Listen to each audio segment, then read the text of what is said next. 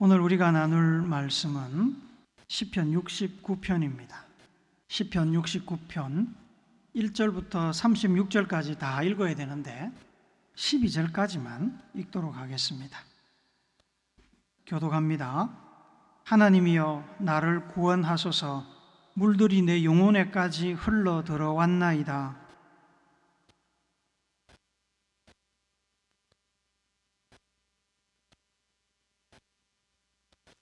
내가 부르짖음으로 피곤하여 나의 목이 마르고 나의 하나님을 바라서 나의 눈이 쇠하였나이다.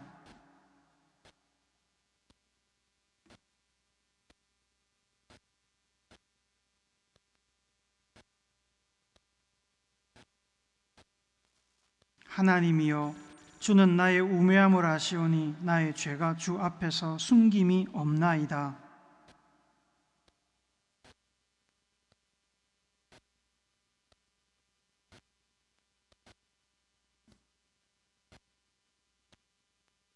내가 주를 위하여 비방을 받았사오니 수치가 나의 얼굴에 덮였나이다.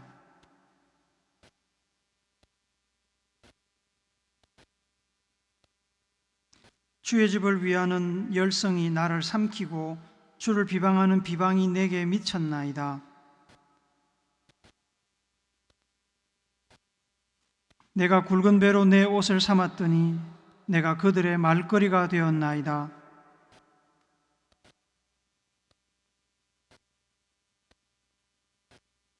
아멘. 성인이라는 표현을 우리가 사용합니다. 성인, 성숙한 사람, 어른을 말하죠. 과거이나 지금이나 몸은 성숙했는데 정신연령, 마음은 성숙하지 못한 사람도 있고, 몸은 아직 성숙하지 않았는데 정신연령, 마음은 일찍 성숙해버린 사람도 있습니다. 나이에 비해 몸이나 정신이나 마음이 상대적으로 일찍 성숙한 것을 조숙이라고 합니다. 그래서 되게 조숙하다는 이 말은 물론 긍정적으로도 쓰이고 좀 부정적인 면도 있습니다만 일찍, 생각보다 일찍, 나이보다 일찍 성숙하다는 의미입니다.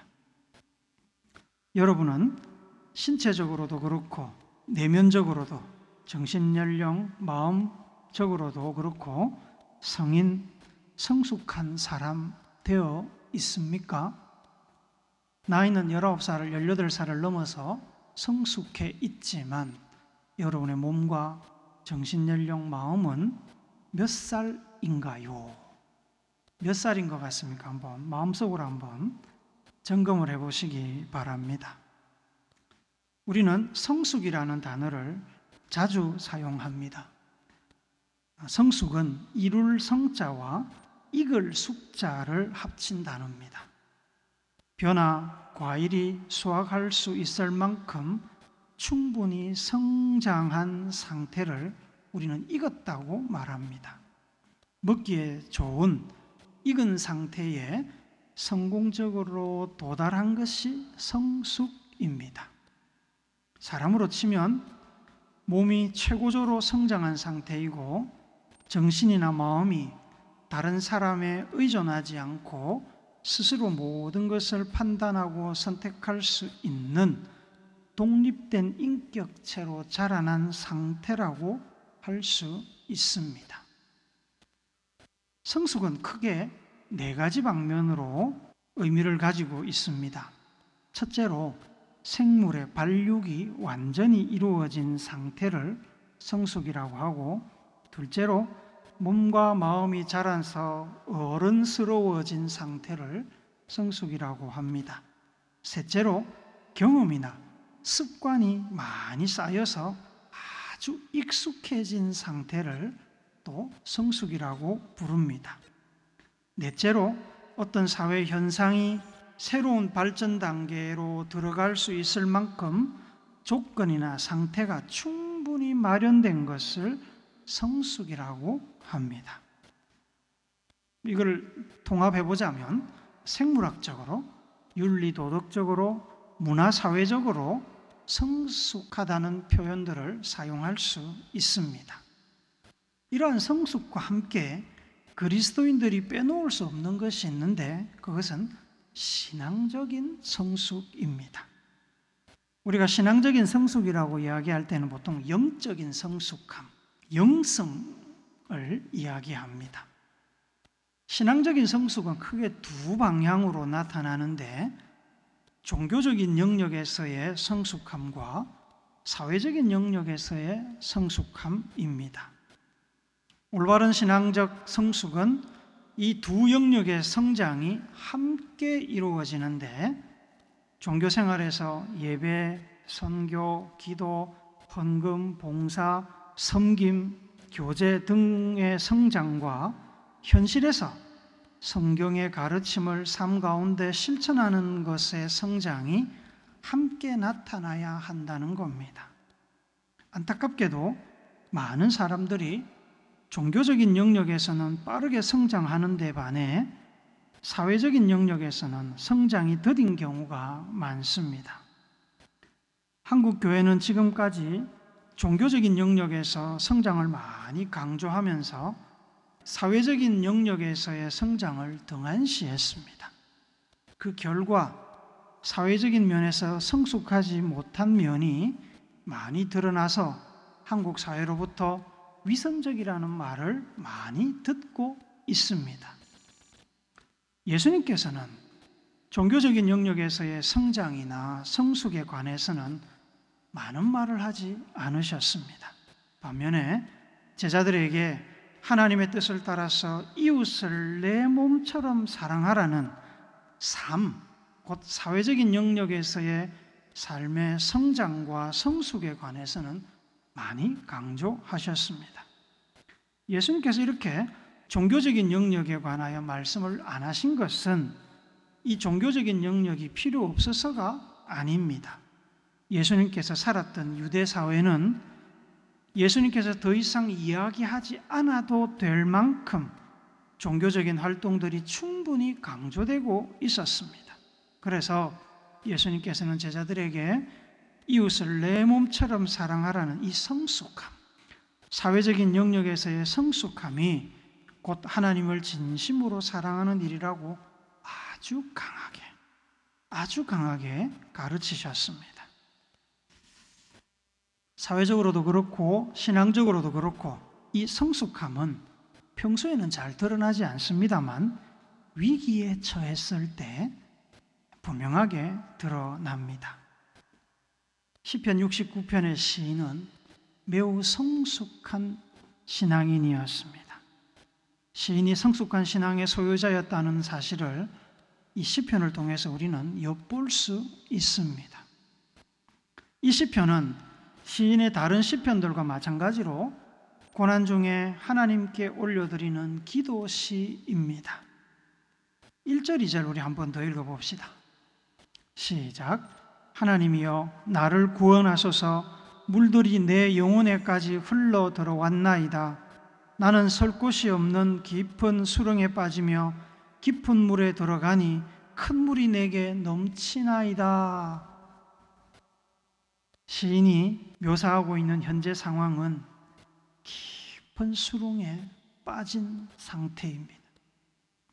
물에 빠지면 옷 안으로 물이 스며들고 좀 지나면 그 물이 기관지를 통해서 몸속으로 들어오지요.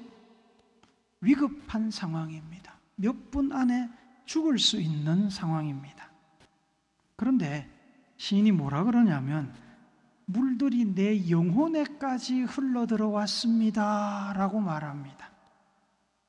영혼이 우리 몸 안 가장 깊은 곳 어딘가에 있다고 여겼던 시대니까 물이 들어갈 수 있는 곳까지 다 들어갔다는 말입니다. 생과 사의 경계가 몇 초 사이라는 겁니다. 이제 사느냐 죽느냐가 몇 초, 1초, 2초에 달려 있다는 겁니다. 그만큼 시인이 절박한 상황 속에 있습니다. 특별히 시인이 힘들었던 것은 자기가 당하고 있는 고난의 원인이 자기 잘못에 의한 것이 아니라는 사실 때문입니다. 시인은 매우 억울했습니다. 4절도 한 번 더 읽어봅시다. 시작. 까닭없이 나를 미워하는 자가 나의 머리털보다 많고 부당하게 나의 원수가 되어 나를 끊으려 하는 자가 강하였으니 내가 빼앗지 아니한 것도 물어주게 되었나이다. 원수들이 우죽순 까닭없이 부당하게 일어나서 다윗을 공격했습니다. 까닭없이 부당하게. 이것이 다윗이 지금 느끼는 겁니다. 얼마나 많냐? 머리털보다 많은 원수들이, 대적들이 지금 일어나서 다윗을 공격하며 궁지에 몰아넣었습니다. 그래서 어떻게 된 줄 아십니까? 내가 빼앗지도 않은 것도 물어주게 되었다. 내 잘못도 아닌데 어떤 일에 대한 책임을 지게 되었다. 다윗이 지금 얼마나 궁지에 몰렸는지, 내가 빼앗지도 않은 것까지 내가 물어줄 판입니다. 시인이 억울하다고 주장하는 것이 단지 시인만의 생각인지 아니면 실제로 억울한 일인지 사실 우리가 밝힐 수는 없습니다.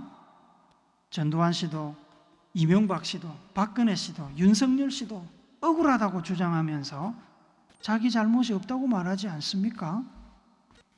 사실관계와 상관없이 누군들 억울하다고 주장하지 못하겠습니까? 다만 사람의 마음의 중심과 이 땅에서 일어나는 일의 시작과 끝을 모두 아시는 하나님 앞에서 시인이 거짓말할 리는 없다고 생각됩니다. 믿음이 없는 사람, 하나님의 존재를 인정하지 않는 사람은 자신의 잘못을 변호하기 위해서 그렇게 이야기할 수 있습니다만, 하나님을 진심으로 믿는 사람, 그 마음속에 신앙이 있는 사람은 감히 하나님의 그 능력과 존재의 위엄을 모르지 않는데 하나님 앞에서 거짓말할 수 있겠습니까? 그건 어렵다고 생각이 됩니다. 그런데 지금 겪고 있는 어려움의 원인을 제공한 것이 다윗 본인일 가능성은 충분히 있습니다. 잘못은 둘째치고 어쨌든 지금 일어나고 있는 일의 원인이 다윗일 가능성은 있습니다. 왜냐하면 7절 말씀에 보니까 내가 주를 위하여 비방을 받았사오니 라고 말합니다. 내가 주를 위하여 비방을 받았사오니, 가만히 있는데 원수들이 다윗을 공격한 것이 아니라 다윗이 주를 위하여 혹은 주님 앞에서 옳다고 생각되는 어떤 일을 한 것 같습니다. 그것이 원수들에게 다윗에 대해서 반발하는 자극제가 되었던 것 같습니다. 9절에서도 마찬가지입니다. 주의 집을 위한 열성이 나를 삼켰습니다. 주의 집, 곧 하나님을 위해서 다윗이 열심히 무엇인가를 했는데 그 열성, 그 열정과 열심 때문에 오히려 다윗이 지금 곤란한 처지가 되었다는 겁니다. 10절, 11절에도 어떤 사건, 예를 들면 하나님께서 분노하실 어떤 큰 죄나 혹은 비극적인 일 때문에, 아니면 국가적으로 혹은 개인적으로 엄청 슬픈 일 때문에 다윗이 하나님 앞에서 베옷을 입고 애통하며 눈물로 금식 기도하고 있는데 대적자들이 그것을 비난하고 조롱거리로 삼았습니다. 말거리가 되었다, 조롱거리가 되었다는 겁니다. 다윗이 많은 대적자들로부터 공격을 받은 것이 다윗 스스로 원인을 제공했다고 볼 수 있습니다. 그렇더라도 그 일은 하나님 앞에서 의로운 일, 하나님을 위한 일이지 불편부당하게 대적자들을 공격해서 억압하거나 불이익을 준 것은 아니었다는 겁니다. 그래서 다윗이 지금 억울함을 느끼는 겁니다. 난 뭘 해도 하나님을 위해서밖에 일하지 않았는데 그것이 빌미가 돼서 내가 공격받고 있습니다. 하나님, 나를 도와주세요. 그 이야기입니다. 억울한 일을 당해서 공경에 빠지면 사람들은 보통 두 가지 전형적인 반응을 보입니다. 하나는 이유를 불문하고 나를 이렇게 궁지에 몰아넣은 원수에 대한 분노와 미움, 원망으로 복수의 칼을 가는 겁니다. 다른 하나는 낙심해서 모든 책임의 화살을 자기 자신에게 돌리며 스스로를 원망하는 겁니다. 이게 다 나 때문이야. 내가 칠칠하지 못해서 그래. 내가 똑바로 이야기하지 못해서 그래. 내가 좀 더 잘하지 못해서 그래. 내가 좀 더 돈이 없어서 그래. 뭐 이런 거죠. 둘 다 아주 극단적인 반응입니다. 성숙한 사람은 남을 향해서도 자기를 향해서도 극단적인 반응을 보이지 않습니다. 현재 상황에 대한 숙고로 시시비비를 가리는 동시에 자기를 살피는 성찰을 보입니다. 시인은 우선 현재 상황에 대하여 깊이 생각했습니다. 그렇게 해서 나온 결론이 우리가 좀 전에 읽었던 7절, 8절, 9절, 10절, 11절 말씀입니다. 다윗이 한 일은 하나님을 위한, 하나님 앞에서 의로운 일이라는 결론이 내려졌습니다. 하나님을 위해서 한 일로 인해 대적자들은 자신들이 공격받고 손해보았다고 느꼈거나 아니면 시기와 질투심으로 다윗을 공격한 것이라고 시인은 판단했습니다. 그렇지만 시인은 스스로 복수하지 않고 하나님께 복수를 요청했습니다. 시편 69편 24절을 같이 읽읍시다. 시작. 주의 분노를 그들의 위에 부으시며 주의 맹렬하신 노가 그들에게 미치게 하소서. 다윗도 복수를 원했고 하나님 앞에 복수를 요청했습니다만 그저 물불 가리지 않고 분노를 폭발한 것은 아닙니다. 시편 69편은 총 35절인데 이 시에서 다윗이 직접 복수에 관해서 하나님 앞에 구하는 것은 21절부터 28절까지 8절 말씀입니다. 8절입니다. 다윗은 대적자들에 대한 직접적인 복수의 호소보다는 하나님께서 자기를 구원해 주시기를 구하는 소극적인 복수에 주력하고 있습니다. 억울한 마음을 그저 하나님께 쏟아내고 하나님의 공의로우신 구원의 응답을 구하고 있는 겁니다. 또한 시인은 지금 자기를 돌아보고 있습니다. 자기가 한 일이 하나님을 위한 일이었음을 확인한 뒤에도 시인은 행여나 자기도 모르는 사이에 자신의 죄가 있을까 봐 하나님 앞에서 자세를 낮추었습니다. 5절 한 번만 더 읽읍시다. 시작. 하나님이여 주는 나의 우매함을 아시오니 나의 죄가 주 앞에서 숨김이 없나이다. 현재 상황에 대한 시인의 태도는 분명합니다. 자기가 하나님을 위해서 행동하다가 억울한 일을 당했다는 것입니다. 그래서 하나님께 구원과 복수를 구했습니다. 하지만 거기서 그치지 않고 시인은 자기를 좀 더 철저하게 돌아봅니다. 그래서 5절에서 시인이 언급하는 나의 우매함, 나의 죄는 시인의 어떤 구체적인 죄나 어리석은 실수를 말하는 것이 아닙니다. 특별히 현재 상황을 촉발한 원인, 대적자들이 시인을 공격하게 만든 원인이 될 수 있는 자기의 실수와 죄를 언급하는 것이 아닙니다. 이 5절에서 나의 우매함, 나의 죄는 자기를 돌아보고 숙고해 보았지만 드러나지 않는 실수나 죄가 있을 수 있다는 가능성을 열어놓고 하나님 앞에 자기를 낮추는 겁니다. 왜 시인이 이렇게 기도하겠습니까? 인간이기 때문입니다. 불완전한 인간이기 때문에 그렇습니다. 하나님 앞에서, 사람들 앞에서 한 점 부끄러움이 없다고 자신 있게 이야기할 수 있는 존재가 아니기 때문입니다. 윤동주 선생님이 죽는 날까지 하늘을 우러러 한 점 부끄러움이 없기를 잎새에 이는 바람에도 나는 괴로워했다라고 서시에서 고백했지요. 윤동주 선생님이 남들보다 더 이기적이고 더 탐욕적이고 더 부도덕한 사람이어서가 아닙니다. 한 점 부끄러움 없기를 노력했지만 인간이다 보니 완벽할 수 없어서 그는 매일 잎새를 스쳐가는 작은 바람 소리에도 깜짝깜짝 놀라면서 자기를 성찰한다는 겁니다. 그리고 완전할 수 없는 자기 자신으로 인해서 괴로워한 겁니다. 시인도 그랬습니다. 하나님을 위해서 하나님 앞에서 부끄럽지 않게 살고자 열심히 했는데 그럼에도 행여나 자기의 판단이나 행동이 하나님의 영광을 가리는 일이 있지 않을까 그는 염려했습니다. 그래서 하나님 앞에서 자신의 우매함과 죄를 숨길 수 없다고 인정하며 하나님의 긍휼을 베풀어 달라고 요청하는 겁니다.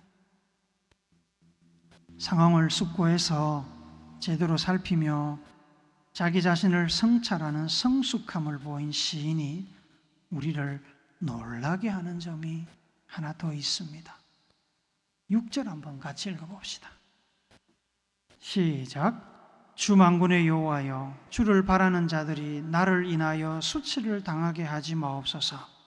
이스라엘의 하나님이여, 주를 찾는 자가 나로 말미암아 욕을 당하게 하지 마옵소서. 시인이 하나님께 자신의 억울함을 피력하며 구원을 요청하면서 살핀 것은 자기 때문에 누군가가 피해를 볼 수 있다는 가능성입니다. 자기는 자기가 선택하고 실천한 일에 대한 대가를 지불하면 되지만 자기와 관련 없는 무고한 사람들, 하나님을 간절히 바라고 소망하며 하나님을 찾고 의지하는 사람들이 자기 때문에 함께 공격을 당하고 피해를 보는 것은 너무나 힘든 일이었습니다. 시인은 자기 자신도 제대로 챙기기 힘든 공경 속에서 자기의 이웃들, 믿음의 백성들의 어려움을 챙기는 이웃사랑의 성숙함을 여기서 보여줍니다. 예수님께서는 십자가를 지고 고통스럽게 골고다 언덕을 올라가시면서 자기를 보고 울고 있는 백성들을 향해서 이렇게 말씀하셨습니다. 같이 읽어봅시다. 누가복음 23장 28절 시작. 예수께서 돌이켜 그들을 향하여 이르시되 예수님의 예루살렘의 딸들아, 나를 위하여 울지 말고 너희와 너희 자녀를 위하여 울라. 너희 스스로를 위해서 울어라. 십자가에 달려서도 예수님께서는 자기를 죽이는 백성들을 위해서 기도하셨습니다. 누가복음 23장 34절도 같이 읽어봅시다. 시작. 이에 예수께서 이르시되 아버지, 저들을 사하여 주옵소서. 자기들이 하는 것을 알지 못함이니이다 하시더라. 까지만 스데반 집사도 예수님의 그 이름 때문에 체포되어 돌에 맞아 죽어가면서 이렇게 기도합니다.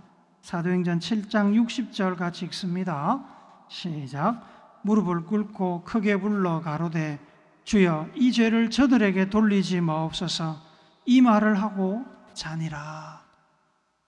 죽었다는 말이죠. 죽기 전에 마지막 말이 뭡니까? 자기를 죽이는 사람들을 위해서 기도하고 죽었습니다. 예수님께서 말과 행위, 삶으로 보여주신 가르침의 핵심은 이웃을 향한 사랑이었습니다. 마태복음 22장 39절 같이 읽습니다. 시작. 둘째도 그와 같으니 내 이웃을 내 자신과 같이 사랑하라 하셨으니. 요한복음 15장 12절도 같이 읽습니다. 시작. 내 계명은 곧 내가 너희를 사랑한 것 같이 너희도 서로 사랑하라 하는 이것이니라.